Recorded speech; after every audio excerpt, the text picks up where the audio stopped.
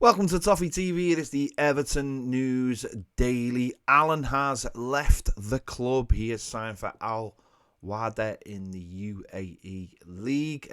He signed a 2-year deal for them after spending just over 2 years with Everton.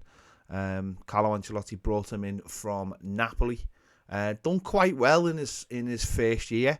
Until the injury started to hit, and I think he's just started to become less reliable as time has gone by. And obviously Frank Lampard made the decision in the summer.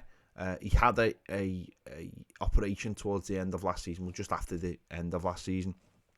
And during the summer, it looked like Frank Lampard had made the decision to replace him, and then try and move him on, and that has happened now. Obviously the transfer window shut in Europe, but it's stayed open in the Middle East, and he's gone there and signed a 2-year deal. So it's good that we've moved him on. It's good that Frank Lampard and Kevin Felwell are trimming the fat of the squad. There's still a little bit of work to be done, but I think where we are at the moment is that in most of the positions where we've wanted to get rid of people, we've got lots of cover. If there'd been less injuries to the centre-back areas, we would have maybe lost Michael Keane, possibly. Who knows? If Yerry Mina had stayed fit, maybe someone would have come in for him if it looked like he was out of the squad, with him only having less than a year now. And I suppose the next one would probably be someone like Rondon moving on, if Everton can replace him in January. He'll be out of contract at the end of this year anyway, but if Everton can bring someone in January, or maybe they feel they've got adequate cover if Dominic Calvert-Lewin does ever come back from injury, with Neil Maupay, maybe they'll think they've got enough cover, but they'll probably want to bring one more in there, maybe an attacking winger to fill that space. But he's moved on. Everton are yet to announce the sale, so obviously they feel there might be just a few little things to do before, dotting the I's and crossing the T's, as Everton always do. But Awada did announce it last night, so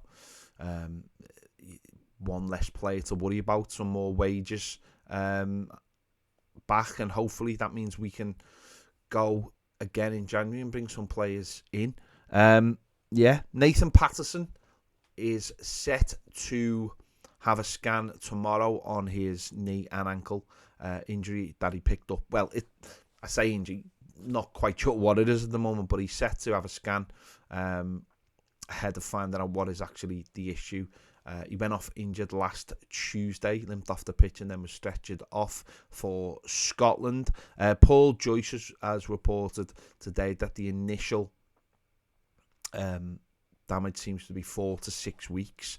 It's an interesting one because over the weekend, Scottish newspapers reported that it wasn't as bad as first feared, and the player himself seemed quite optimistic on social media, saying, fingers crossed it wasn't too bad. But I suppose it depends what your definition of not too bad is. If they thought that it was a real bad one, real bad knee injury possibly, that could keep him out long term, 4 to 6 weeks wouldn't seem to be too much of an issue. Obviously, if it is 4 to 6, or if it is the 6 weeks, that would take him up quite close to the break for the World Cup, which would effectively, you would imagine, rule him out for all those games, bar possibly maybe Bournemouth in the League Cup, or in the league as well, in the Premier League. So we'll have to wait and see what the scan reveals, and whether that can be brought down. But I think the fear was when he done it, it looked like one that would keep him out for a few weeks. So let's just get that confirmed. Let's get it confirmed, and let's get it dealt with, and get him back, get him in rehab as soon as possible. And if it means he's out, he's out. Seamus Coleman played 15 minutes for Ireland against Scotland on Saturday in their 2-1 defeat. So that was his real first game time. He's had a little bit of time for the under-21s, play 45 minutes for them. It'll be interesting to see whether he plays again this week, ahead of the trip to Southampton on Saturday for Everton. But he'll be ready. as Seamus Coleman always is. And we'll have to wait and see what happens with Nathan Patterson. In other international news, Amadou Onana played 75 minutes last night for Belgium in their 1-0 defeat to the Netherlands. Good boost for him. Played quite well, apparently. And, looks like he'll be in the squad for the World Cup for Belgium. Also playing over the weekend was Adesina Gay, who played for Senegal. Alex Iwobi scored a cracking goal for Nigeria as well in their game. Those players hopefully have come back unscathed.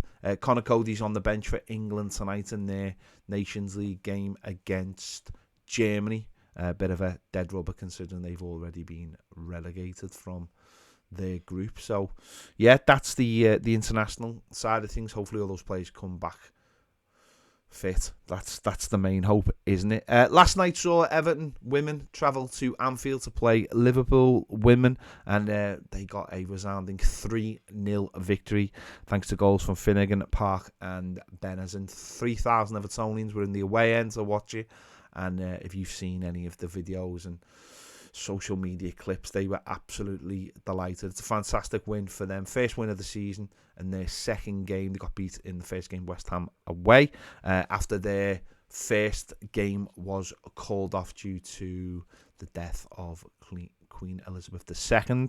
They play this Thursday at Walton Hall Park at 6:30 if you want to get down and experience some of that. Great opportunity to see the women play and take your kids. Season ticket holders and members get in for free. So, and the tickets aren't that expensive anyway, but a great opportunity to support them, and hopefully they get another victory. Back-to-back victories would be really nice for the start of the season. So there you go.